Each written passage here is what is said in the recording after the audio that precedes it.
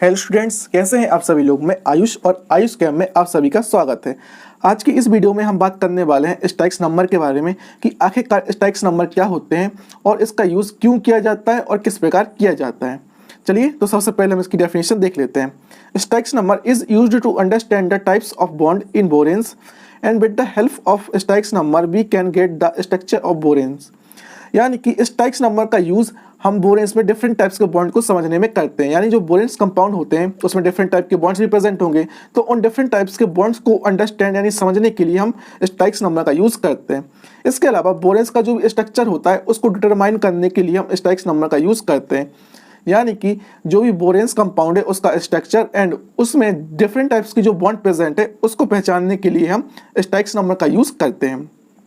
अब आपके मन में क्वेश्चन आ रहा होगा कि ये बोरेन्स क्या होते हैं। चलिए तो हम इसकी डेफिनेशन देख लेते हैं। Boranes are those compound which contain boron and hydrogen atoms. यानी कि बोरेन्स ऐसे कंपाउंड होते हैं जिसमें कि बोरोन एंड हाइड्रोजन एटम दोनों प्रेजेंट होते हैं। यानी कि जिस कंपाउंड में boron and hydrogen atom present होंगे हम उसे बोलेंगे बोरेन्स। जैसे एग्जाम्पल के तौर पर B2S6 डाइबोरेन, B5H9, B10H19, ये सारे क्या हैं, बोरेन्स के एग्जाम्पल हैं।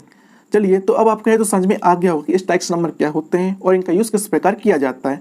इसके साथ ही आपको बोरेन्स के बारे में भी समझ में आ गया होगा कि बोरेन्स क्या होते हैं। यह जो स्टैक्स वर्ड है इसका ईच लेटर हमको एक डिफरेंट टाइप के बॉन्ड के बारे में हमको इन्फॉर्मेशन देता है।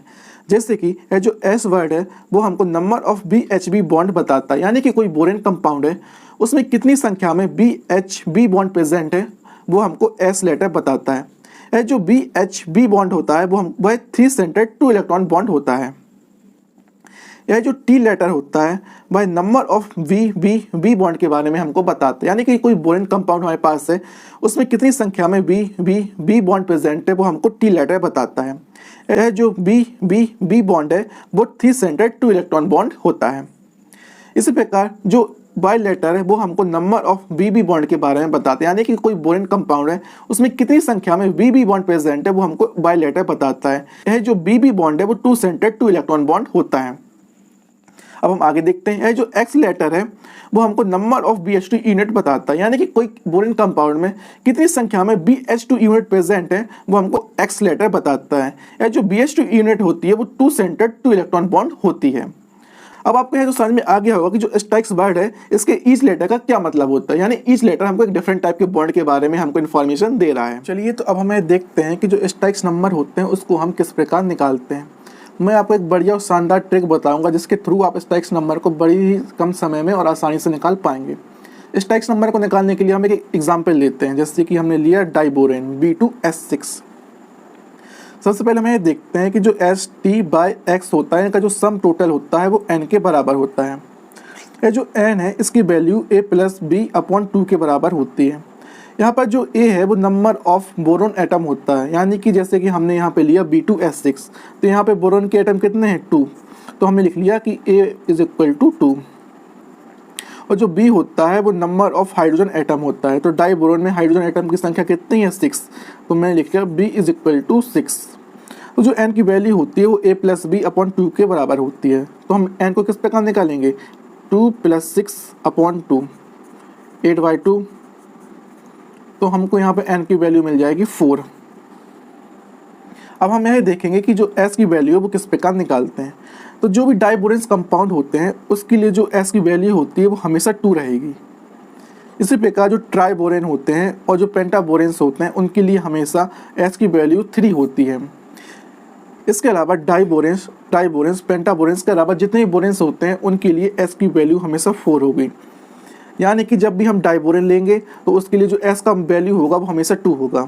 ट्राइबोरेन और पेंटाबोरेन के लिए S की वैल्यू हमेशा 3 होगी। ट्राइबोरेन, पेंटाबोरेन एंड डाइबोरेन के अलावा जितने भी हमको बोरेन्स मिलेंगे उनके लिए S की वैल्यू हमेशा 4 रहती है।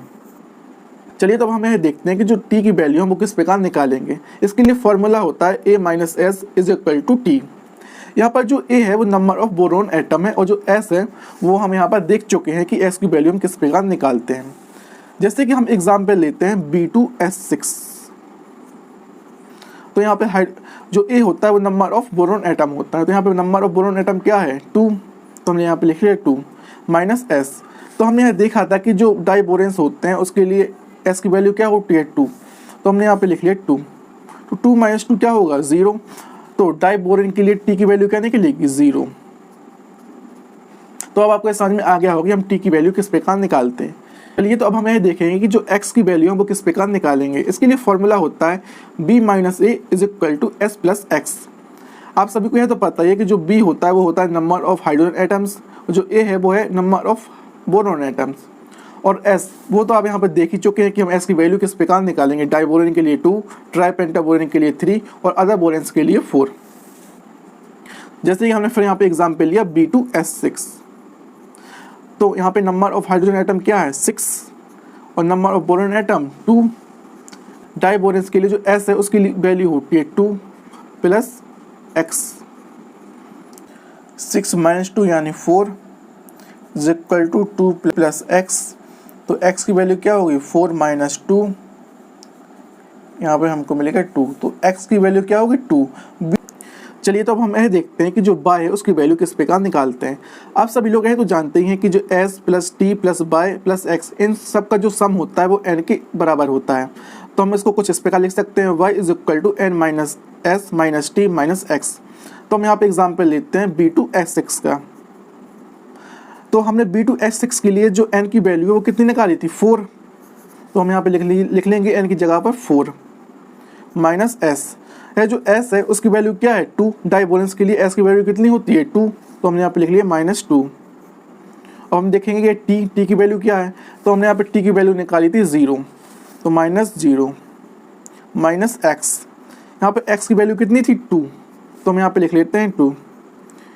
चलिए तो अब इसको हम कैलकुलेट कर लेते हैं। 4 माइनस 2 2 माइनस 0 2, तो प्लस माइनस कैंसिल हो जाएंगे, तो y की वैल्यू हमको कितनी मिली 0। तो स्टैटिस्टिक्स कोड क्या होगा B26 का, तो हमने लिखा ST/x। तो s की वैल्यू 2 कितना थी 2 और t की वैल्यू 0, y की वैल्यू भी हमको 0 मिली, और जो x है उसकी वैल्यू कितनी थी 2। तो जो B2S6 है उसके लिए जो स्टैटिस्टिक्स नंबर होता है वो होता है 2002। अब हम इसका स्ट्रक्चर देख लेते हैं। तो हम स्ट्रक्चर इसका कुछ इस प्रकार होता है B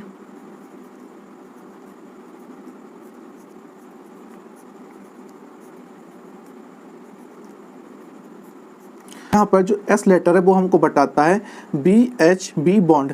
तो आप यहाँ पर देखेंगे BHB बॉन्ड कितने हैं, पहला तो ये है और दूसरा ये है 1 2। तो यहाँ पर S की वैल्यू कितनी है 2।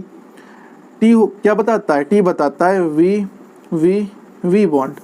तो B2S6 में B बॉन्ड प्रेजेंट नहीं है, तो हमने यहाँ पे लिख लिया 0। Y बताता है हमको BB बॉन्ड, तो B2S6 में BB बॉन्ड भी प्रेजेंट नहीं है, तो ये भी क्या हो गया 0।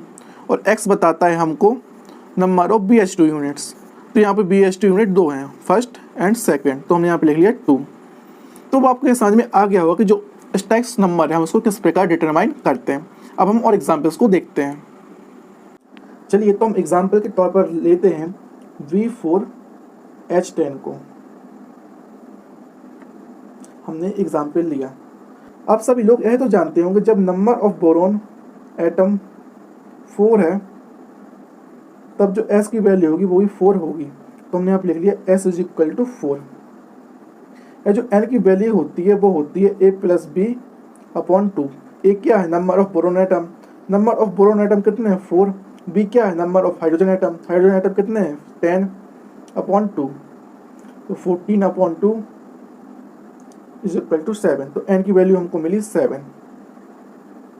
चलिए तो अब हम निकालते हैं t की वैल्यू। t इसका फॉर्मूला होता है t is equal to a minus S.